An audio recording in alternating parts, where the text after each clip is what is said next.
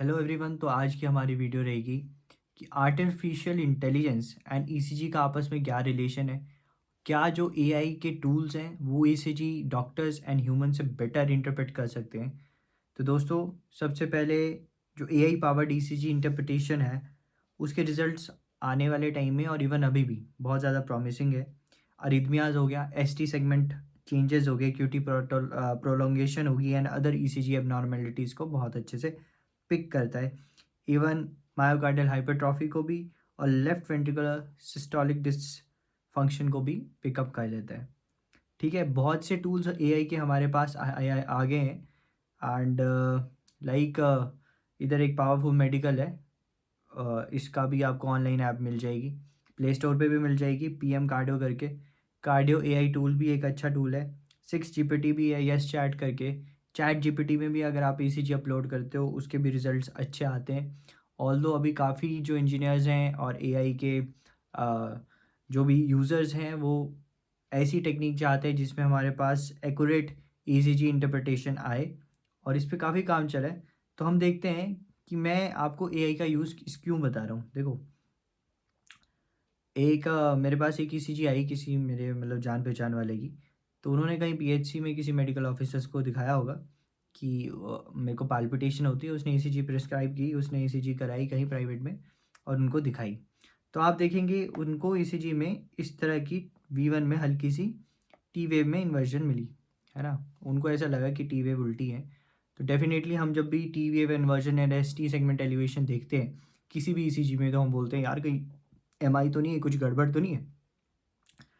लेकिन अब जैसे मान लो आपको ईसीजी का इतना ज्ञान नहीं है, तो आप अपने ईसीजी ज्ञान को चैट जीपीटी या एआई के टूल से भी बढ़ा सकते हो। पहले तो आपको बिल्कुल बेसिक से ईसीजी समझनी पड़ेगी, और आप ये सीख सकते हो कि एक ईसीजी को इंटरप्रेट करने का क्या तरीका होता है। ठीक है, अब मैंने यही ईसीजी चैट जीपीटी में डाली है। ठीक है, अब देखो मैं आपको पहले बता देता हूँ कि जैसे इसमें टी वेव की इन्वर्जन आ रही है इस तरह की। बहुत से ईसीजी आपको रिश्तेदार इस तरह भेजेंगे जिसमें आपको एक या दो लीड में टी वेव की इन्वर्जन या हो सकता है हल्का सा सेगमेंट एलिवेशन भी मिले। लेकिन आपको एक चीज़ याद रखनी है कि जो रेसिप्रोकल चेंजेस हैं वो बहुत ज़रूरी होते हैं। Reciprocal changes must be present if you are diagnosing an myocardial infection और इस्कीमिया। ठीक है, जैसे इस ईसीजी में आप देखो यहाँ पे एसटी सेगमेंट एलिवेशन है, इसमें भी एसटी सेगमेंट एलिवेशन है। दो इन लीड्स में एसटी सेगमेंट एलिवेशन है तो इसमें एसटी डिप्रेशन है, बाकी लीड्स में देखो, है ना, इसमें एसटी डिप्रेशन है। तो reciprocal changes are very important in MI to diagnose a case of MI, है ना। हो सकता है एक दो लीड में एसटी सेगमेंट एलिवेशन आए लेकिन आप डायग्नोज उसको एमआई नहीं कर सकते। They are many condition where there is ST segment elevation, pericarditis में भी होता है ना। तो वो बाद में हम कभी डिस्कस करेंगे। अब जैसे एक और चीज़ बड़ी इंपॉर्टेंट है, जैसे आपको इस ईसीजी में टी वेव की हल्की सी इन्वर्जन दिख रही थी, मतलब according to that medical officer. तो जो टी वेव की इन्वर्जन है वो डायरेक्टली अगर कोई मान लो आपका पार्ट है, हार्ट अटैक आपको आता है, कोई भी आपका मायोकार्डियम है वो डैमेज होता है, इंजरी होती है, उसमें इस्कीमिया स्टार्ट होता है। तो सबसे पहले जो है मिनट्स टू आवर्स में there is hyper acute T waves. आपको ईसीजी में अगर करंट अभी जल्दी जल्दी विद इन मिनट्स आपको कोई हार्ट अटैक पड़ा है तो उसमें आपको हाइपर एक्यूट टी वेव्स मिलेंगी। धीरे धीरे क्या होगा, जो हाइपर एक्यूट टी वेव्स होंगी उसमें एसटी एलिवेशन भी आना स्टार्ट हो जाएगा। मतलब टी वेव तो ऊपर जाएगी तो साथ में एसटी सेगमेंट भी ऊपर जाना स्टार्ट हो जाएगा। आज टू डेज आएगा तो उसके बाद पैथोलॉजिकल क्यू वेव बनेगी and R wave and further S T and T wave changes, और उसके बाद कुछ दिनों बाद टी वेव की इन्वर्जन भी आ जाती है। और ये जो क्यू वेव बनती है ये कई मतलब अगर एक बार आपको एम आई हो गया है, लाइफ लॉन्ग ये जो पैथोलॉजिकल क्यू वेव्स रहती हैं ये भी डायग्नोज हो जाता है। किसी को अगर पहले से एम आई आया होगा तो आप बाद में भी पता लगा सकते हैं। ठीक है, अब मैंने इसी ईसीजी को चैट जीपीटी में डाला, तो हम चैट जीपीटी से ईसीजी इंटरप्रेट करना बहुत अच्छे से इस वे में सीख सकते हैं कि जो चैट जीपीटी है वो एक सीरीज़ में ईसीजी पढ़ता है। देखो, सबसे पहले रिदम बताता है। इससे हमें ये पता चलता है कि कभी भी हमें ईसीजी पढ़नी है हम डायरेक्टली फाइंडिंग्स में जाना शुरू कर देते हैं कि पी वेव नहीं है, क्यूआरएस कॉम्प्लेक्स कैसा है ना, कि कहीं एसटी सेगमेंट एलिवेशन तो नहीं है, कोई ब्लॉक तो नहीं है। ऐसे नहीं पढ़ना है आपको। लाइक एआई टूल जिस तरह आपका ईसीजी रीड करता है उसी तरह आपको ईसीजी रीड करनी है। सबसे पहले आपको रिदम देखनी है। ठीक है, रिदम देखने के बाद आपने heart To do that, you'll need to be online. उसके बाद आपको हार्ट रेट देखना है। उसके बाद आपको एक्सिस देखनी है, उसके बाद आपको इंटरवल देखने हैं, फिर वेव फॉर्म्स देखने हैं, फिर आपको देखो चैट जीपीटी आपको ऑब्जर्वेशन भी बताएगा, क्लिनिकल कंटेक्स्ट भी बताएगा, ठीक है।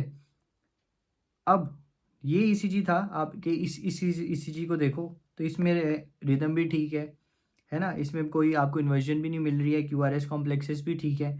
तो वो जो सारा है वो आपको चैट जीपीटी ने देखो किस तरह बताया। रिदम इसने बोला रेगुलर है, ठीक है, आर इंटरवल कंसिस्टेंट है। उसके अलावा हार्ट रेट इसने बताया 100 के आसपास है। देखो हार्ट रेट कैसे निकालेंगे, जो सेकंड लीड है उसमें देखो 2 आर के बीच, क्यूआरएस कॉम्प्लेक्स है, आर के बीच 3 डब्बे हैं, तो 300 से डिवाइड करेंगे 100 आ जाएगा इसका आंसर, ठीक है। ये मैं आपको लेटर ऑन जो ईसीजी की कुछ वीडियोस बनाऊंगा उसमें हार्ट रेट कैसे निकालते हैं, एक्सिस कैसे निकालते हैं, पी वेव है उसकी सिग्निफिकेंस क्या है, क्यूआरएस वाइड नैरो कैसे है, सब कुछ बताऊंगा। एक्सिस के बारे में भी बताया इसने, ठीक है। इंटरवल देखो कितने अच्छे से बताया, पीआर इंटरवल 108 मिली सेकेंड 120 के अंदर है, क्यूआरएस 80 मिली सेकेंड है, ठीक है। क्यूटी और क्यूटी करेक्टेड बताया इसने, 415 तक 344 400 400 380 से 420 रहता है ये। और पी वेव के बारे में बताया, पी वेव की मॉर्फोलॉजी कैसी है, क्यूआरएस कॉम्प्लेक्स कैसा है, एसटी सेगमेंट कैसा है, टी वेव कैसा है, क्यूएस वेव बताइए इन्होंने V1 पे, हम क्यूएस वेव क्या होती है वो बात करेंगे। और देखो इन्होंने बोला QS wave in V1 this में be a normal variant due to septal activation और अर्ली आर वेव ट्रांजिशन। और जो इन्होंने डायग्नोसिस कंफर्म किया वो साइनस रिदम ही किया है, उन्होंने कुछ नहीं बोला है with QS wave in lead V1। This finding could be normal in many individuals but warrants further evaluation if the patient has symptoms like palpitation or chest discomfort। Clinical context में इन्होंने कहा है अगर किसी को टैकीकार्डिया हो सकता है ना तो उसका फिजियोलॉजिकल कॉज भी हो सकता है ना, हमें ऐसे भी तो हो जाता है, ठीक है। डिहाइड्रेशन हो सकती है, एंग्जाइटी हो सकता है, स्ट्रेस हो सकता है। तो और पैथोलॉजिकल कॉज क्या होता है, फीवर में भी टैकीकार्डिया हो जाता है, अनीमिया हो सकता है, थायराइड डिसफंक्शन हो सकता है, या स्ट्रक्चरल हार्ट डिजीज़ भी हो सकती है, ठीक है। तो ये जो चैट जीपीटी ने इंटरप्रेट किया ये बहुत अच्छे वे में किया है, मतलब आप भी ऐसे सीख सकते हैं। कोई ऐसी चीज़ देखनी है तो आपको यही स्टेप देखने हैं, आप खुद पहले इसी चीज़ इंटरप्रेट करें, फिर चैट जीपीटी में डालें, फिर उससे सीखें कि चैट जीपीटी क्या बता रहे हैं, या सही बता रहे हैं गलत बता रहे हैं। कहीं में हल्का सा फ्लॉ भी आ रहा है चैट जीपीटी में, जितने मैंने इसी चीज़ वेरीफाई किए। हाँ, और इसके बाद रिकमेंडेड एक्शंस भी आते हैं चैट जीपीटी में, ये भी बताता है कि इस ईसीजी से रिलेटेड मैं आपको क्या एडवाइस कर सकता हूँ। तो चैट जीपीटी ये बता रहा है कि सीबीसी करा लो एक बार, ताकि आप अनीमिया को रूल आउट करो कि क्यों हल्का से ये टैकीकार्डिया रह रहा है। थायराइड प्रोफाइल भी कराओ, क्या हो सकता है हाइपोथायरॉयडिज्म हो सकता है ना। सीरम इलेक्ट्रोलाइट करा लो, है ना, पोटेशियम क्लोराइड सोडियम के लेवल पता कर लो। अगर उससे भी कोई आपको ऐसे टैकीकार्डिया सॉल्व आउट नहीं करते तो लास्ट में ईको भी करा सकते हैं। मैनेजमेंट वही है, सिंपल और reassure if the patient no pathological cause is found. अब जैसे मैं आपको ये वाली ईसीजी दिखा रहा था, बहुत बार ऐसा होगा, हो सकता है आपकी और मेरी ईसीजी में भी ये टी वेव इस तरह है, तो इससे घबराना नहीं होता। एक्चुअली बहुत से जो सिंगल टी वेव इन्वर्जन आती है, और एक और चीज़ याद रखना कि मान लो आपको एक सेगमेंट है, या एक पर्टिकुलर लीड में, या एक चेस्ट लीड हो चाहे लिम्ब लीड में है, उसमें चेंजेस आ जाते हैं, तो उससे घबराने वाली बात नहीं होती। वो नॉर्मल V1 में specially it is normal, and in fact T waves are typically negative in कई V1 AVR3 में नेगेटिव भी हो सकती हैं। अगर अपराइट टी वेव है V1 में तो चिंता की बात हो सकती है, ठीक है। अदर लीड्स, हमेशा एक और चीज़ देखो ये बहुत इंपॉर्टेंट है, two anatomical adjacent leads are pathological, है ना।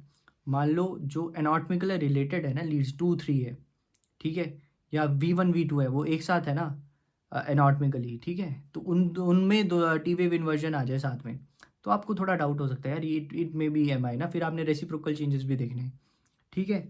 बाकी इन्होंने बस टी वेव इन्वर्जन एथलीट्स में भी हो सकती है ना, T wave inversion without simultaneous S T segment are not ischaemic, very important point.